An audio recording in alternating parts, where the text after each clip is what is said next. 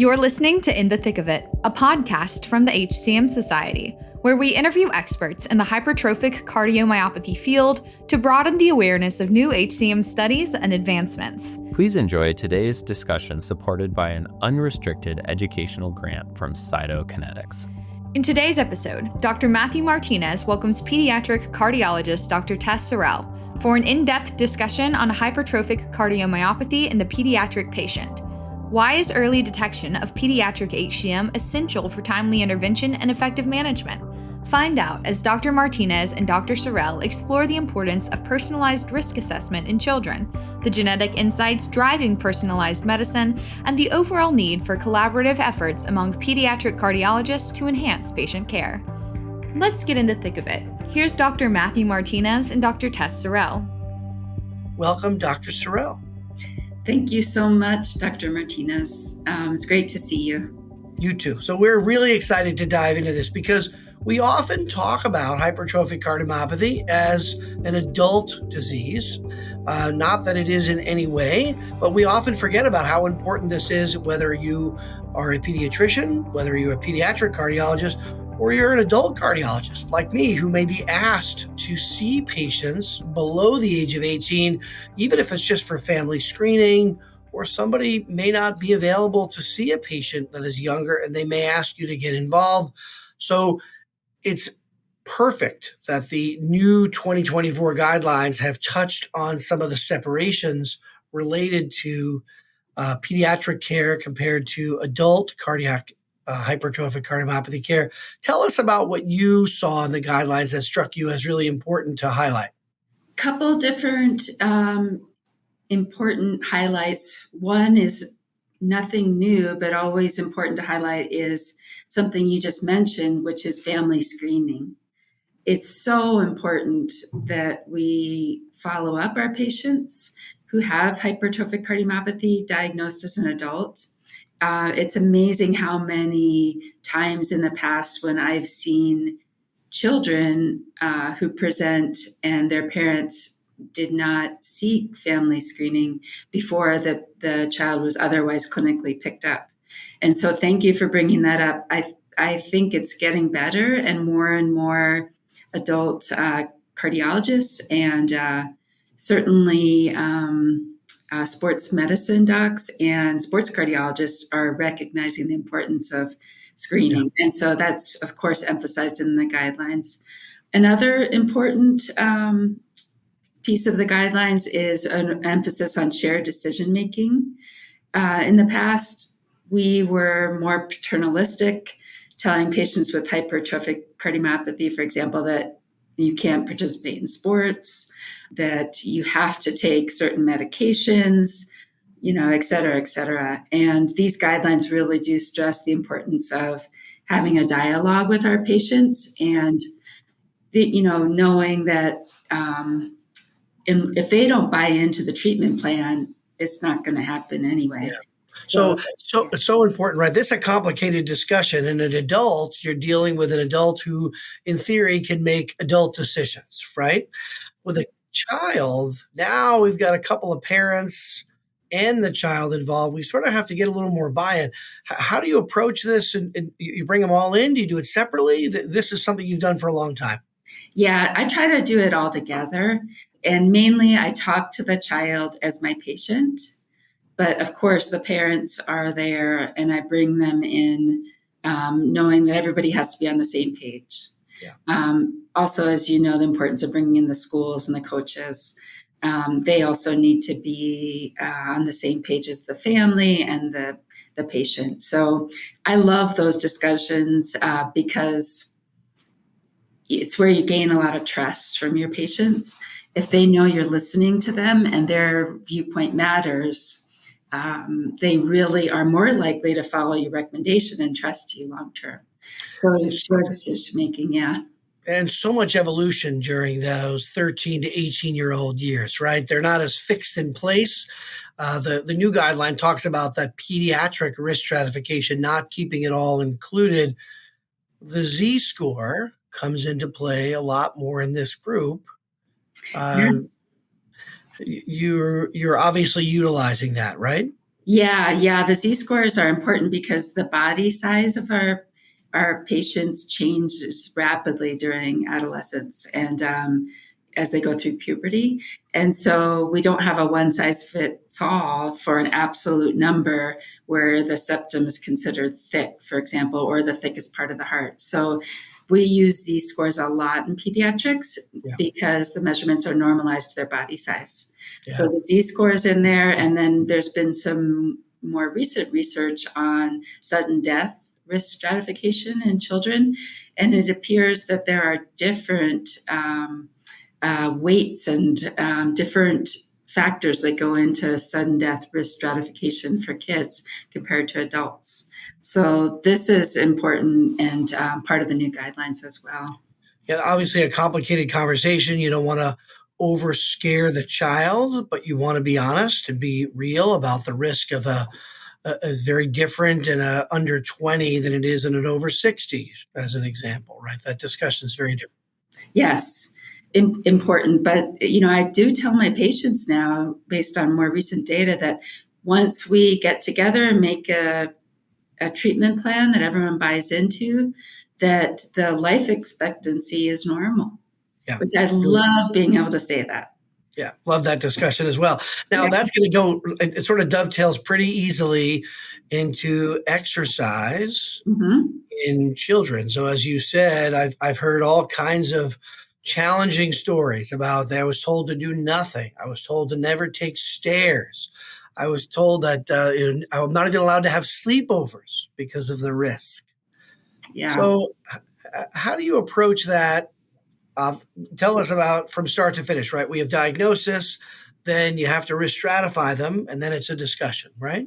Exactly. So we say over and over again that there's a paradox of sports, right? That they're good for your heart, they're good for your cardiovascular system, they improve our longevity if you participate, but there's a risk because of the arrhythmogenic nature of sports in general.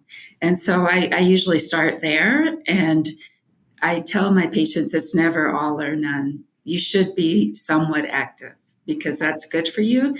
And we're going to have to determine together where we're going to say maybe this sport is not the safest for you. That's a good one to avoid. And also have a discussion of how to make the sports you'd like to do safe for you. That's absolutely where we're at. One of the other things that we often utilize is trying to get the patient to have some ownership over school contacts and maybe their own AED for their own safety. Do you utilize that same sort of discussion? Totally. AEDs are an important part of the sports equipment for a lot of our patients. Hopefully the schools have them and provide that safety backup. Sometimes they don't, though. For example, here in Idaho, not all schools have AEDs even in high schools. And so we really need to drill down to what sport they're doing, where are they doing it. If there's no AED there and there is some risk, are the parents going to be part of their observers at all their practices and games, or will the coach? Right. Anyway, it's complex, but I love the fact that we can discuss it with them and build a plan together. Yeah, I actually love the end phrase you used. We're building a plan together, and that is going to be very individual.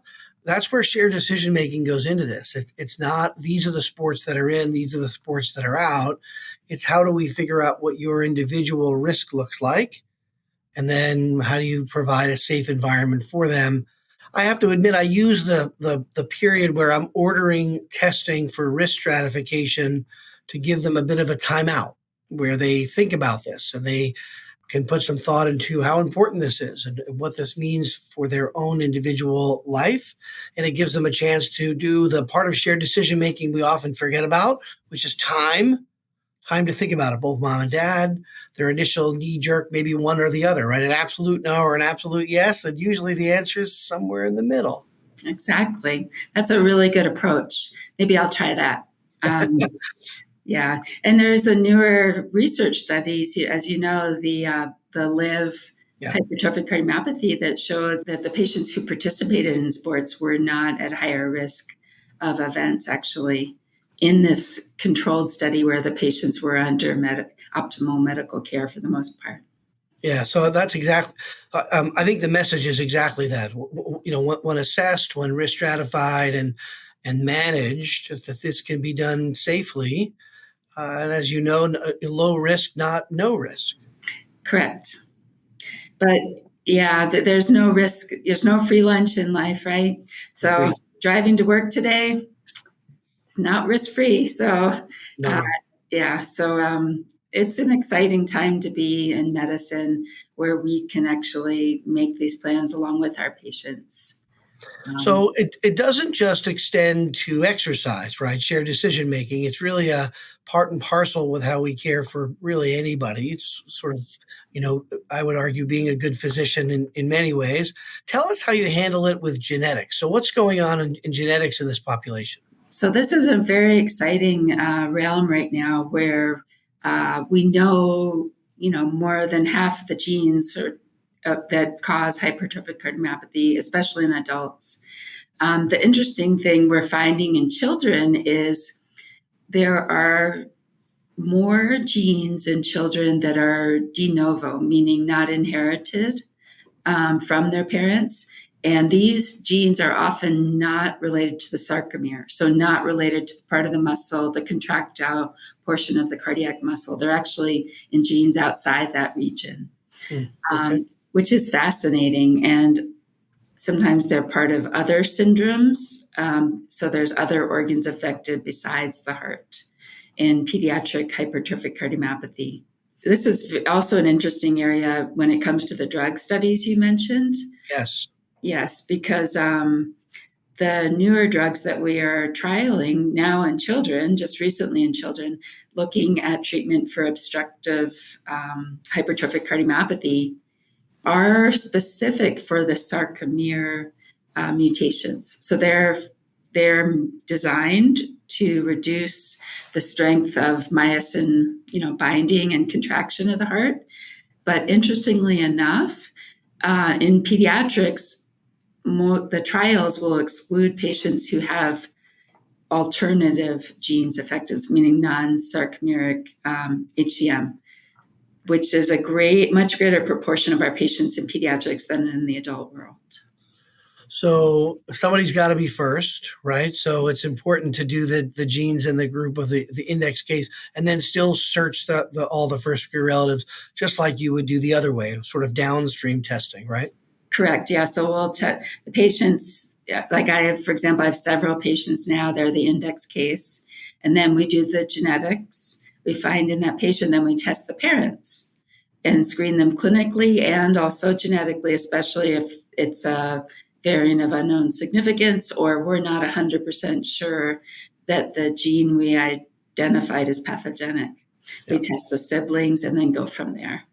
So obviously there's got to be some anxiety, right, amongst the patients for doing this. Tell us, you do this, you deal with the patient as well as the parent, or it's obviously a little bit of both?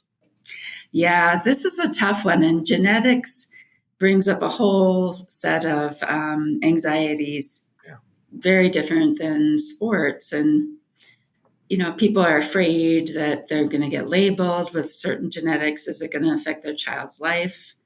More and more, at least in the US, that's changing. And I reassure them that, no, this is not going to affect your ability to, for example, get health insurance in the near future anyway.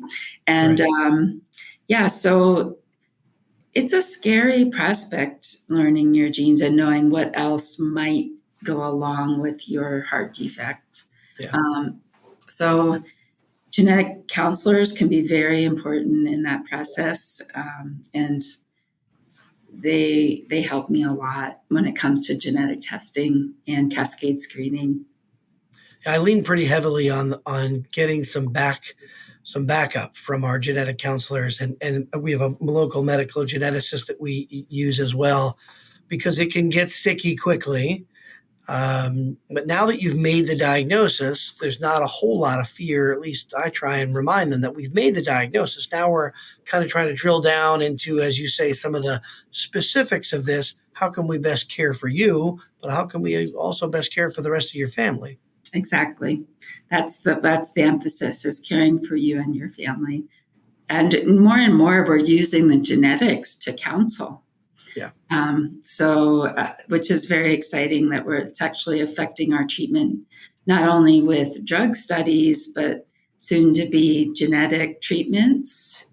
We have them in some forms of cardiomyopathy now, and also other organs that might be affected. We can anticipate problems that could be even worse than hypertrophic cardiomyopathy. I just had a patient who was diagnosed with an unusual recessive gene that's causing the hypertrophic cardiomyopathy. But long term, we've identified that it's actually the lung function that's probably the main concern for that patient, not necessarily the heart.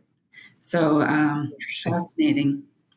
So you're using it obviously not just for genetic cascade evaluation of family members. This is really directly affecting not only what drugs you might offer, but trying to expand into some other therapies. Is that true? Did I hear that right? You heard that right. That's correct. One of the things that has been brought up, and we're kind of diving into now how we use some of the genetics with this, where valsartan was used for in some studies. Help us remind us about that. Yeah, that was an interesting study a couple of years ago from a group in New York where was the primary investigator. It looked like for patients who were they had the genotype, they were genotype positive, but not yet phenotype positive, meaning their heart had not developed any significant hypertrophy or obstruction to outflow in the left ventricle. They found that valsartan delayed the onset of the clinical disease, which is fascinating. And that's a story that needs further elucidation. Who should we be using that on? When? Again, as we discussed, there's no free lunch really, and so all drugs have potential side effects or affect other organs. But that is an exciting development in my mind, is whether or not valsartan will prove to delay the problems or the development of obstruction and thickening of the heart muscle in hypertrophic cardiomyopathy in all genotypes. Yeah. So that was somewhat buried in a big document. So I think it's great that you can kind of bring it to the front and remind people that not only are we treating symptoms, are we handling morbidity and mortality, but there is still some focus on how we can potentially prevent this disease. You mentioned, genetic management with either an infusion or something else that's coming down the line. Yes.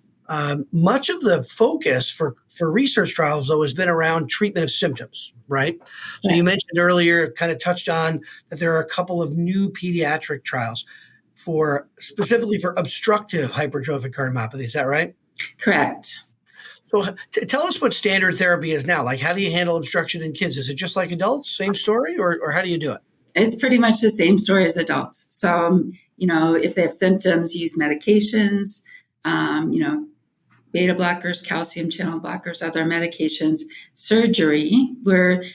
Lately we're going towards surgery quicker in children, especially if there's severe outflow tract obstruction. And that surgery may involve more than the heart muscle. It actually will often involve the mitral valve as well. More and more, we're recognizing that these mitral valves are not always normal in hypertrophic cardiomyopathy. Absolutely right. So hard to find an HCM myectomy expert in the adults. I imagine this is not a routine surgery, right, for most surgeons, true? No.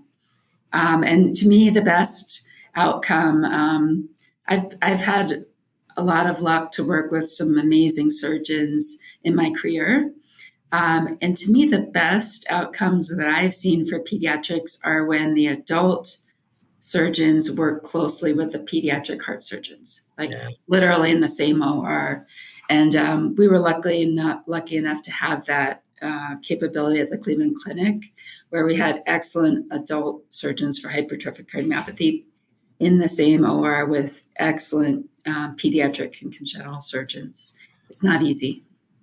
No, I've heard some of the surgeons say you have to be comfortable getting inside the heart, right? So most of the adults are on the outside. You might be doing a mitral valve repair. That might be the only time you're inside the heart.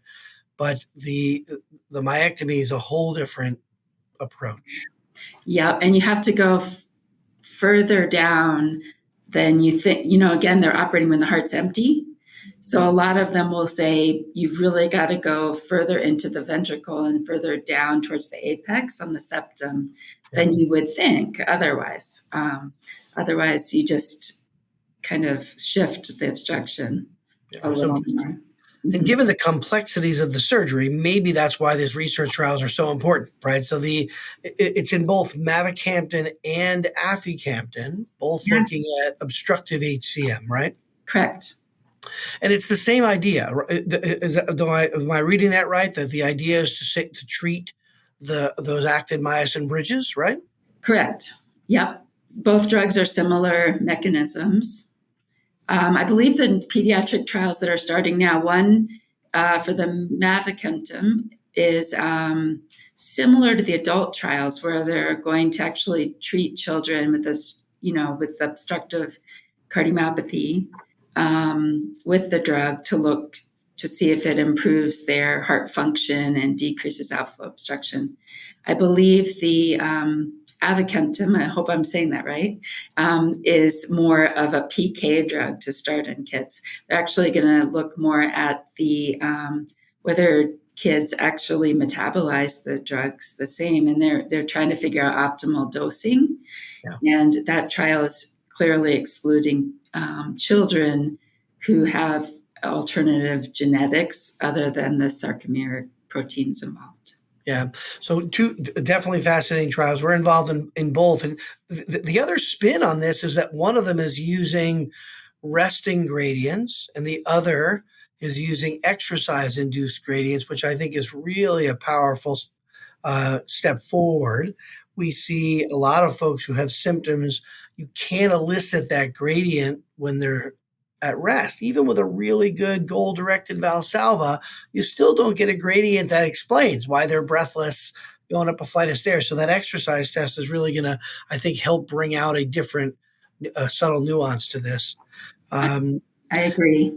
The other thing that I think is fascinating, you talked about access, right? Talk about access to genetics and access to other therapies. It's still not approved, right, for this pediatric group. Correct. These drugs are still in earlier stages of FDA approval. So this is really an important step forward for folks to get access well before it's FDA approved through each of these different arms of two different research trials. Totally agree. And I'm telling my patients, we are not enrolling here at my hospital yet for pediatrics, but I'm working with local centers. And I'm encouraging my patients to get involved so they have access sooner than later to these medications. So tell us about that. So I've given a couple of other podcasts where we talk about it's important to make sure that this is a large community and we don't do transplant at our institution. So we have a really good relationship for transplant. We still offer it. We just don't offer it in-house. And you sort of touched on that. And I think the message could be, or tell us what you think the message should be for pediatric cardiologists or pediatricians or even adult cardiologists who are seeing these folks. It's reasonable, right, to have an engagement with somebody like you with expertise. How do you? Totally agree. It takes a village. We've used that saying in a lot of different arenas, but particularly in pediatric cardiology, where they're experts in each disease may not be at your center and you may not be running a trial at your center, but I can call a colleague that I respect, down the road and share patients. And it's not about me, it's about my patients being successful. So we talk to each other a lot in pediatrics and pediatric cardiology and pediatric sports medicine, electrophysiology, and refer patients to each other quite frequently, especially for things like drug trials or other therapeutic trials. Yeah, I have to at least highlight you're building quite a center there. When you look at the list of folks and the opportunities, it will not be long before you're offering those full services there. You have a fellow that I trained here joining you for hypertrophic cardiomyopathy and sports cardiology, along with yourself and many others, Susan Etheridge being another. Lots of great things happening in Boise, Idaho. Very exciting. Yep, and lots of people here who enjoy sports. So I'm so happy to be building this program, and thank you so much for training our soon-to-be colleague here, Rowin. And I know you're a great teacher and mentor. So thank you. Well, we're going to end on that. We're coming to the close of our time here. This has been terrific. Really important to remind everyone listening about the importance of pediatric hypertrophic cardiomyopathy. It really should be in discussions with any of the pediatric patients you're seeing, whether they have an HCM history or not. This is so common that we are missing it more often than we are looking for it. And the only way to detect it is to ask about it and to think about it and look for those typical findings associated with it. Dr. Sorrell, thanks for joining us. I know it's getting late where you are, so we really appreciate you taking the time to educate us. Okay. Thank you, Dr. Martinez.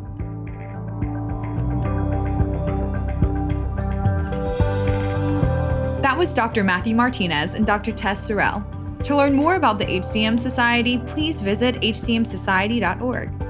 This episode was edited and produced by Earfluence. Thanks for listening, and we'll talk to you soon on In the Thick of It.